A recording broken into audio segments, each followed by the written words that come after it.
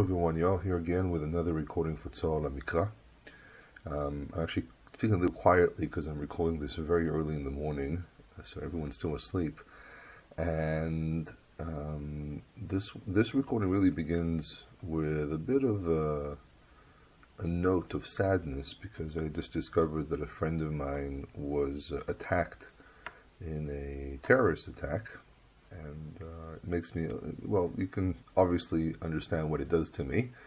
I know that I try to make these recordings sound more happy, and it's really what I try to do in most of my work. I try to put aside a lot of these things. I don't talk about them in my public figure Facebook or anywhere else or Twitter.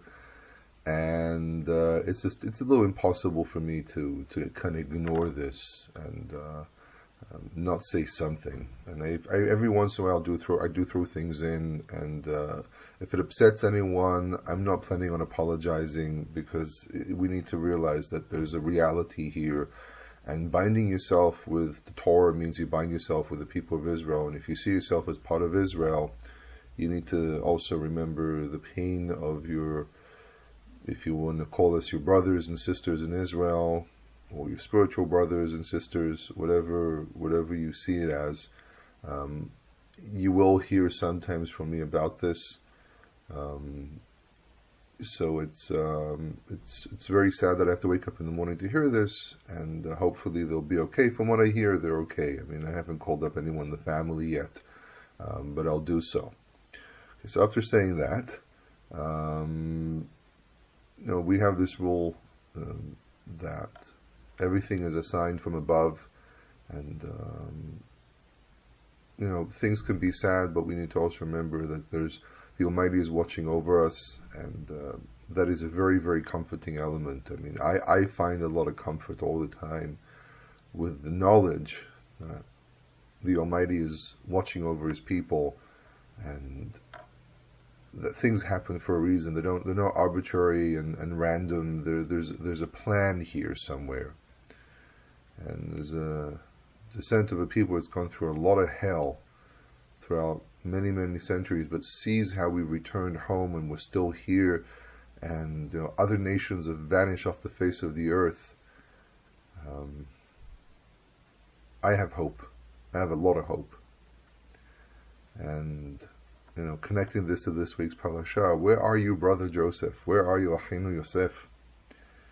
And when I see the awakening going on in the world of people realizing that they might be descendants of Israel, or they are descendants of Israel, and seeing the awakening, a little heartbroken by the nonsense that goes on around it, with people turning into some kind of replacement theology and inventing nonsense about Jews being Khazarians or Edomites or whatever. This is just competition. This is still the strife of Judah and Joseph going on, and when people realize this is just that strife, and they'll let go, and there'll be no more jealousy between Judah and Joseph. And the jealousy exists on both sides.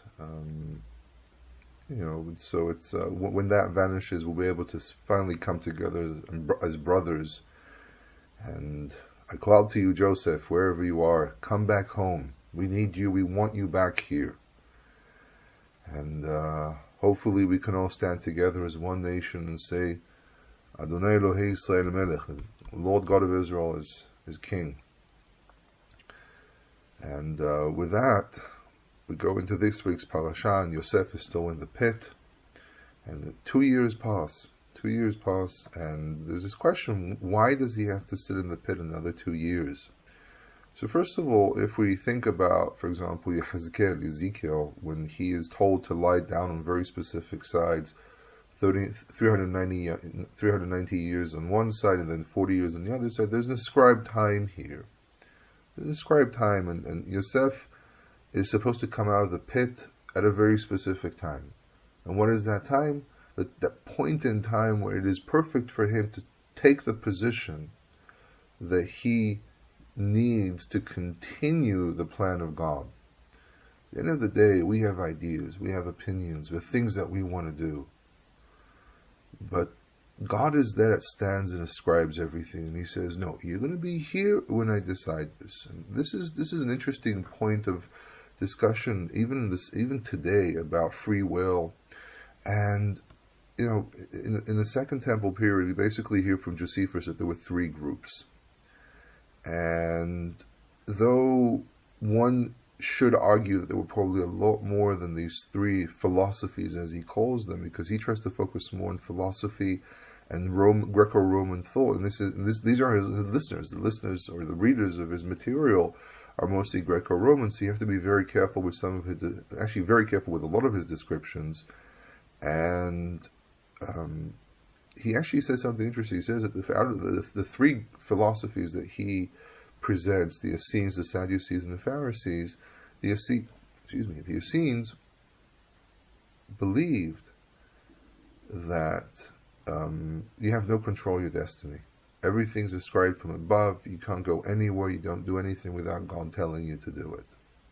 The Sadducees were the exact opposite. They said you have complete free will, and you basically eat what you prepare. You suffer by your own hands, or you rejoice by your own hands. The Pharisees noticed something that I personally can attest to my own life as well, that you have free will. But there are things in reality that the Almighty wants you to do, and you'll be dragged in kicking and screaming doing it. And I, for example, came to what I do today by a series of a lot of things that just happened. Now, you say they just happened. They didn't just happen. God made sure they happened. A lot of things in my life, I personally feel very strongly, a lot of things in my life happened because the Almighty decided that He wanted me to be in a specific place doing something very specific, and He opens doors and closes doors. And I think the Pharisees were onto something, and I think a lot of people out there agree with this, except for maybe people who are heavily influenced by Dead Sea Scrolls, thinking, oh, because it's old, therefore it's original. But you need to understand context of these things. You need to understand where these things come from and why people said what they said and the background. You can't just find something old and say, oh, okay, this is... I can show you things which are older. I can show you things which were written prior to the Dead Sea Scrolls, and you see the discussions there. The fact that we didn't find it in a cave somewhere doesn't make it not original. So we need to understand context here, but this is basically what happens with Yosef. The Midrash tries to explain this as a continuation of his punishment for vanity, because he spoke to the cupbearer, which, by the way, a cupbearer is not just a cupbearer. This is actually a very high-ranking minister in a king's court. Rav Shakeh, for example, in the story of King Hezekiah and the siege on Jerusalem, Rav Shakeh there, besides probably being an Israelite, a northern triber, that's how he was able to communicate and understand some of the concepts of Judea, because they didn't have people of diplomacy in the sense of they know the culture. Kind of like what's going on in the United States. The United States and a lot of European countries don't understand cultures that they're dealing with, and they make a lot of mistakes along the way. And it's been like this for a very long time. Nixon is a very, very famous case. A lot of funny stories about that one. But the point is that they didn't really understand diplomacy. They didn't really understand the cultures, and they actually exploited an Israelite here. And so the cupbearer here is it's not a simple person. He basically is a very high-ranking person, and Joseph tried to exploit this. And the Midrash tries to say, oh, it was his vanity, and he turned around to the Sarah Mashkim, and he tried to convince him to help him out. I didn't trust in God. And I'm not really convinced of this. I think there's, out of the scheme of the entire mentality of the stories of beginning with Abraham being told that his seeds, your seed will be slaves in a foreign land, and they will torture them and cause them to suffer 400 years. 400 years subject is a question by itself, but the point is that I don't think this is really the point. I think that we're trying to convey an idea here about trusting in God, but I don't think this is really what's described here. There's a plan, and you can't push a plan forward. You can't cause God's plan to happen when you feel it convenient, which is a mistake a lot of people make about the redemption of Israel. There were many people who tried to calculate when the Messiah will show up. There are a lot of people who try to calculate um, or find ways to cause God to agree to do things. And no, God has a plan, and He's going to go forward with it. That's a very comforting idea. We sit here and we say ad matai, until when, but on the other hand, we need to remember that He has a plan. The other interesting thing here that goes on a lot in these stories of the numerology. There's three baskets of bread, which is last week's parasha. Three cups of three vines, and then you have two dreams, and 7 times 7, and all these numbers. And a lot of people read into these numbers, and they're not necessarily not right about this, because numbers had significance in the ancient world. And 3 was very significant, 7 was significant, 10 was an important number, 12, 40 was important. If you go more towards the east, 60 was an important number. Our time, everything, 60 seconds, 60 minutes, is actually based on the idea of 60 from Acadia. And so they gave significance to number. 3 days was a short process, 7 days was a long process, 40 days is even longer process. We have 3 days before Mount Sinai, 7 days of the week, 7 days of creation, obviously, where the 7th day is the end of a process, 7 days of a person who has leprosy, 7 days of impurity of the nidah. And we have 40 days in the desert, 40 days of this, 40 days of that. We also have 50 days show up as well, with the count for the Omer. And then actually, if you look at the book of the temple scroll, you have every 50 days you actually have something that ripens, which, by the way, is quite accurate. And temple scroll is a scroll that describes Jerusalem, a temple, laws of the king, laws of the land. It was discovered together with Dead Sea Scrolls. It was analyzed by Yigal Yadin. He gave one interpretation. There were other interpretations that came out. So numerology was actually a very important thing in their world, but not Gematria. It wasn't as complex as Gematria. Now, the word Gematria, or Gematrion, is not a Hebrew word. It's actually a Greek word, but it comes from the word geometry. So it's the study of numbers, or we will call now numerology.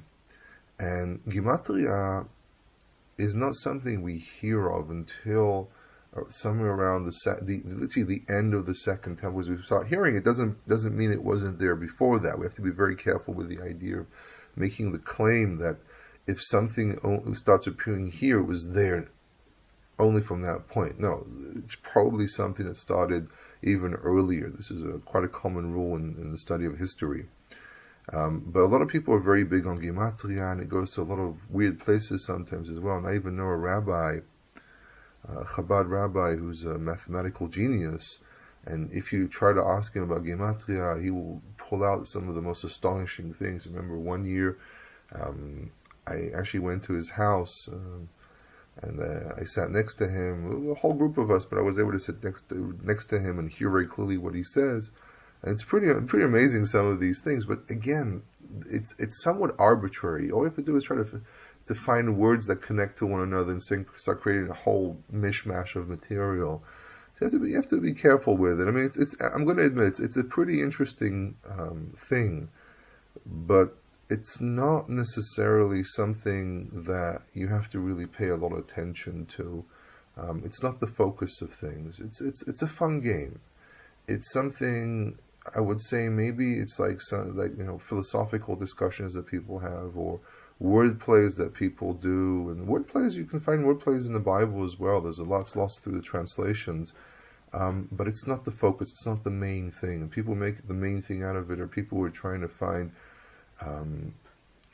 something beyond, something that makes them feel special, unfortunately. In some cases, in all cases.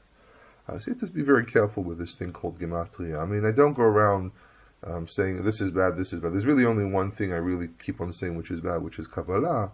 As a person who actually studied it the traditional way, and I was actually, the study stopped when I realized, and my teacher realized, that this is not going to go in a good way. I might actually start attacking it. So we decided to stop so we don't have any fights and we don't have too many arguments. I can't say I went very far into it, but we were studying real Kabbalah. This was not the stuff you see on YouTube or internet or something. This is the real books and the real material. Another thing we have here is the meaning of dreams. People have a lot of dreams. Are dreams a form of prophecy? And the answer I'm going to say is most definitely yes. Dreams were a form of prophecy. Somewhere around the middle of the Second Temple, they realized prophecy is actually dying out, but they did believe that dreams were still going on. And I think that it's acceptable to say that dreams today are still something that might give a little bit of prophecy. I can't say every dream a person has, because people dream things and they sometimes dream them based on things that happen in their life. I mean, dreams are sometimes just the diffusion of knowledge, of memories and information in a person's brain. And in many cases, some of us have dreams that relate to something that happened to us. So you have to be very careful with this. I had someone who told me they had a dream, and in the dream, the name of God was revealed to them. But that person needs to ask themselves, were you dealing with the question of the name of God for a while?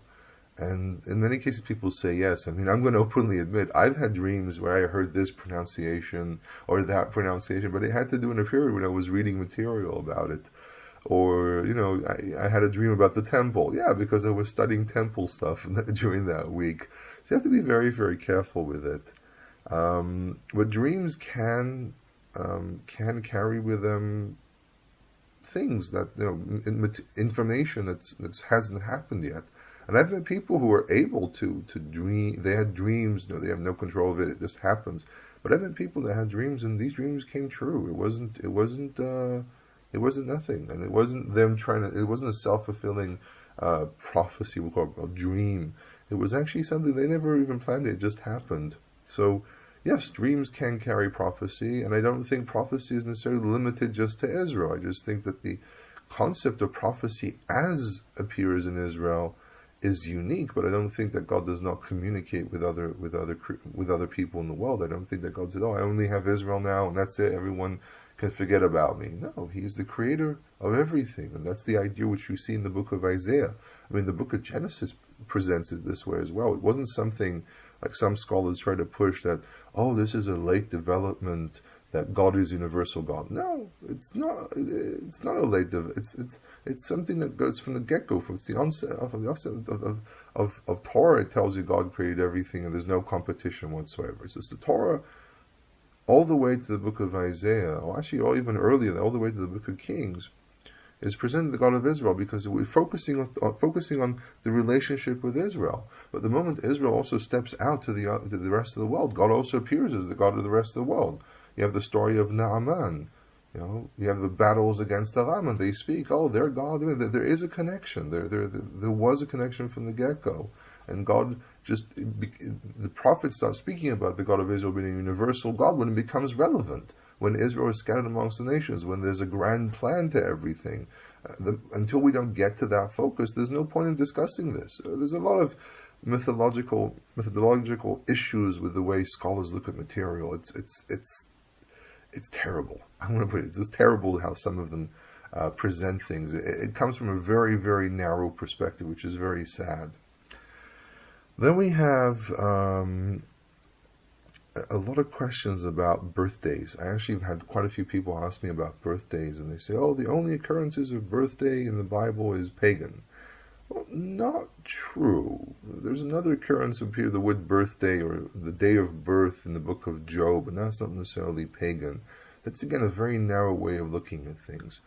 Can you celebrate a birthday? You're celebrating the time you came into the world. Why not? I know people who specifically celebrate the day they were circumcised if they're men. But what do you do with women? I don't think celebrating one's birthday is pagan. I think celebrating one's birthday is something that people can choose if they want to. I think this pagan frenzy is a frenzy. It really comes from a place of truthfulness, trying to avoid things which are forbidden. But birthdays had the pagan element if you dealt with the king's birthday. The day a king was born, and then his what we call rebirth, which is the time he became king, was significant to the ancient world, because kings, especially in the East, we're not talking about we're not talking about Macedonians or Greeks or anything. We're talking about the ancient Near East, which is the setting of the Torah, setting of the Tanakh in general.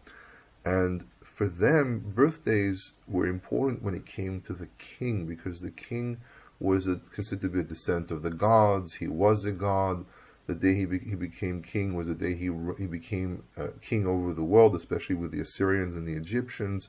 They sometimes bore the title of king of the world, especially the Assyrians and the Babylonians. And that had religious significance. But if someone has a birthday, they have a birthday. And then there's the whole question of the round cake. So yes, they did in Greece, they used to make round cakes as an honor for Artemis. But it's something round. I mean, if it had a really unique shape, I would say, okay, there's a problem here. But a round cake is a round cake. I mean, bread was round. A lot of things were round. A lot of things are round to this very day. So I think you need to kind of downtone the search for paganism and everything, and really kind of look into what things really are. I mean, and if you don't want to, then you're going to have to trust me with my research and my qualifications to tell you the truth of things. So, it's either way. Do the research yourself, or listen to someone who does the research and make your own decision. But the point is that to run around labeling everything with this stamp, pagan, pagan, pagan, pagan, at the end of the day you're going to have to stamp yourself pagan, because there are statues in the world of people, and they grew beards, or whatever. There has to be some kind of order and control about these things. Another thing that happens here in this story is the brothers, when they actually meet up with Joseph, they have to bow down before Joseph. Okay? And bowing down is not necessarily worship. One of the problems that we have in a lot of the translations is that they I don't remember exactly if they necessarily bow down in this story. No, it does. It says in chapter 42, verse 6, it says, V'Yosef, hu ha'shalit al ha'aretz, and Joseph is the ruler over the land. Hu ha'mashbir lechol ha'aretz, he is the one who provides to all the people of the land, which means everyone, because Egypt was the breadbasket of the ancient Near East, one of the breadbaskets, and this is why it was very important for a lot of nations to control the area of Egypt. And there's a prophecy that says that Egypt will never recover. It's pretty true. Egypt today is a dump, unfortunately. Well, it's a fulfillment of prophecy, so we're not going to say that. But it says, "Vayavo achai Yosef," and the brothers of Joseph came, "Vayishtahavu lo apayim," and they bowed down with their faces to the ground. And we have to understand that this should not be translated as worship, and a lot of the new translations avoid this, but we still have a lot of older translations, or translation based on the older translations, that say to worship. And without going to the discussion about the root ishtahava and so on, you can just basically go to the resources section of my website. There's a PDF there about the word ishtahava, and it's in the words and etymology, I think. And it's not really to worship. It means to bow down. It was a sign of respect. Now, there were places and situations where bowing down to someone was a worship. If you bow down to a statue, it was a form of worship. In Persia, they had, I think it was called the parakenasis or something like that. I might have the wrong word for it. It's a Greek word, but it's really something the Persians did, which was bowing down to the king. There was a whole thing of sending a kiss. There are images of people literally waving a kiss to the king. You see some with their fingers to their lips, and seems to be there's a motion towards the king. So blowing a kiss, you can say blowing a kiss is pagan as well, because that was part of the worship of the king of Persia. And you see, that's what I can do. I'm kidding. And that was actual worship, but there was also bowing down as a sign of respect, as a sign of submitting, and it wasn't necessarily part of worship, which I think a lot of people will find very unique, because it's not something we think about, but it was actually a sign of respect. You lower your head. I mean, like in Japan, when people bow down to one another, or when you had people of a lower a lower class and someone of a higher class passes by, you have to stop and bow down. It wasn't worship, it was a sign of respect. In Japan, it was very strict and very, if you didn't, you can be executed, which is ridiculous, at least by our standards. To them, it was normal back then. But the point is that this is not worship and should not be translated as worship. And anyone who translates as worship and starts creating entire theories about it is just wrong. It really means to bow down as a sign of respect. Now, another thing that he says here in verse 15 is, Bazoti behanu hay Pharaoh. By this you will be tested as Pharaoh lives. The formula of hay something or hay something was an oath taking. It's very interesting because what Joseph does here is saying hay Pharaoh is actually a little bit pagan because, well, again, remember that this is a slightly different period and it's before Torah, and he is here as Pharaoh's official. But saying hay something, we find this oath formula as well in some ostracas, which are pieces of clay that broke, or jars that broke, and they used them to write letters on them. So it's called an ostraca. And from Lachish, from Shomron, from a lot of places, but especially the ones from Lachish, analyzed by Starkey back in the 1920s, and then by Tol Sinai or Tolsky, and a whole bunch of people. There have been other analysis of this as well. But there's an interesting thing. It appears Chai Yud Hey Vav Hey. But what's interesting is, first of all, the Chet of the word Chai is attached directly to the name of God, and the Yud of Chai is also the Yud of the name. But what's very interesting here is a lot of these letters were dictated. So people actually said, besides the issue of actually saying the name, people use the name of God in oath-taking to affirm what they're saying. So the formula Chai Pharaoh or Chai Yud Hey Vav Hey was an affirmation. You took an oath by something which is important. And I'm not comparing the God of Israel to Pharaoh. I'm just saying the formula itself. Don't read between the line things I'm not saying. Unfortunately, that happens sometimes. It's an affirmation. You take something that you hold dear and you say, I affirm by this thing that I believe in. As God lives, I affirm this. And that's basically the idea. But they actually used it in everyday life. People will say it. And for example, people say, "Oh God," it's an issue of, or for the love of God, or anything like that. Or even amongst Jews, Ha Elohim. There was a formula people would say, instead of saying Yud Hey Vav Hey, they would say Ha Elohim. Mentioning God in some way or another. So this was actually an oath formula, and a very famous one used in a lot of places, and we find it here as well.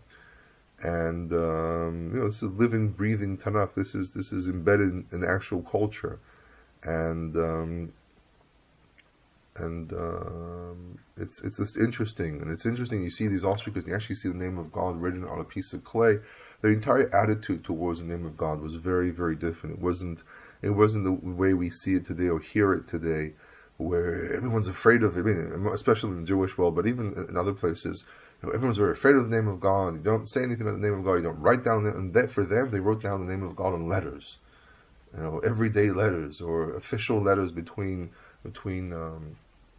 offices. Which is, by the way, a lot of the letters found in the gate of Lachish were actually letters that dealt with military commands and discussions. But they actually wrote the name of God, which is very, very different than the world we live in today, especially after a lot of things that happened. The discussion of how the name of God vanished and so on has been researched by different people, and it's an interesting subject.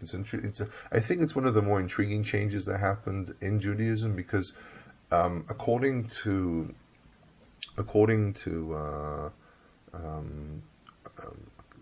her name is Tzipora. I can't remember her name now, unfortunately. I apologize. And she actually points out that, for example, the Elohim verses, the Elohim Psalms, which in many cases are copies of Psalms that already exist, the name of God was replaced by, Yud Hey Vav Hey was replaced by the word Elohim. And this is a very, very, very early thing. And according to this research, Um, the claim is that even way before Pharisees, way before the rabbis, there was already this move in in the Jewish world to avoid using the name. And this is something quite consistent with books which were written in the Second Temple, like certain Psalms and the Book of Chronicles, and I think her name is Tzipora Talshil, I think that's her name. She's known as the Chronicles lady. And she points out to this. She wrote this entire book, a fascinating book about the Book of Chronicles, and she has a chapter that I think it's called, I think it's chapter 3, which is a chapter about God and the relationship God has with his people. And she points out that if you look at very specific things, you'll see that the name of God is replaced with the word Elohim. I know a lot of people that don't use the word God. There is no connection between the word God, which is the luck God, versus God that comes from a German word Gott and then people try to connect it through other things. I actually heard about that a couple of days ago. People try to connect it. People are forcefully trying to find things to label them as pagan, and I think it's very sad that people do this. In any case, the last thing that we actually have here in this book is in this parasha is the antagonism or the xenophobia of the Egyptians. The Egyptians refused to sit with the brothers, and this is actually something that's historically accurate. Well, we say that the Torah describes something, and we need to be careful about historical accuracy sometimes, because not to get into certain places. But the Torah, at the end of the day, describes a lot of things that in the past people thought were not accurate, and then they discovered they were 100% accurate. And this is one of the wars that we as people of faith have with scholars, because they have a premise that they work by, and we have to remember that they have this premise. But the point is that this xenophobia, this fear of the stranger, the Egyptians had this, and Herodotus actually describes that this is how Egyptians behaved. So it's not something that's not real. But the question is, why did they do this? I mean, and that's the thing that we don't really understand, unless I don't know everything. So obviously there can be something that I've missed. But the point is that they avoided. So it's Herodotus' second book, chapter 41, just to point out. Some translations, there's translations that say something else, but it's quite possible that they basically saw themselves as the land of the gods, and they saw themselves higher than everyone else. And I think that's the source of most of xenophobia, thinking that you're better than everyone else. And with Jews, by the way, I'm just going to point out, it mostly stems from other things. It wasn't necessarily elitism. Some of it came actually from fear. Today, I keep on hearing about people that meet Orthodox Jews, and they, especially ultra-Orthodox, and they kind of step away and keep away from everyone. I think it's mostly out of fear and nothing else. So don't be offended if anything like that happens. Not always. Sometimes there are, unfortunately, people are people, and that's what it is. But it's interesting. It's interesting to see the stories of Joseph are usually considered to be stories that really have living, breathing descriptions of Egyptian culture, a lot of Egyptian loan words, a lot of concepts from the Egyptian world. And these stories are considered to be fairly accurate based on what we find from these periods. So really, it's pretty amazing. The story of Joseph gives you insight into the Egyptian world and how people actually lived and what people did. In any case, I hope you enjoyed this, and I want to wish everyone a Shabbat Shalom.